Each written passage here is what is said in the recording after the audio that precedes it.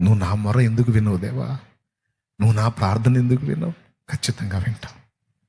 కానీ నా నిరీక్షణను, నా విశ్వాసాన్ని నువ్వు పరీక్షిస్తున్నావు.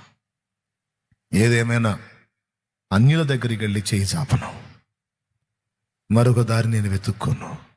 నా రక్షకుడివి, నా ప్రియుడివి, నా రాజువి, నా ప్రభువి, నా దేవుడివి, నాకున్న ఆధారము నువ్వే.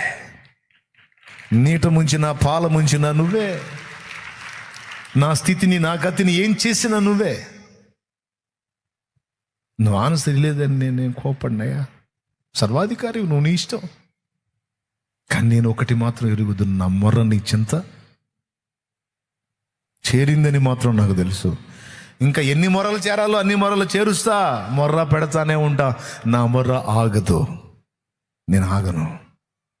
ఎందుకంటే నేను వేదనలో ఉన్నాను, నేను నలిగిపోతున్నాను. నీ సన్నిధి, నీ పాదాలు తప్ప నాకు వేరే ప్రత్యామ్నాయం లేదు, వేరే దిక్కు లేదు నాకు. ఏ నరుని దగ్గరికి పోయి నేను దేహి అని అడగలేను. నేను నీ పాదాల దగ్గరికి వచ్చాను. నా కోసం కదలవా తండ్రి? ఆయనకు మ్రొక్కు, ఆయన్ను మరి బిగ్గరగా కేకలువే. నిరీక్షించు, దేవుని కార్యాన్ని తప్పకుండా చూస్తావు. ఆయన అన్యాయస్తుడైతే కాదు.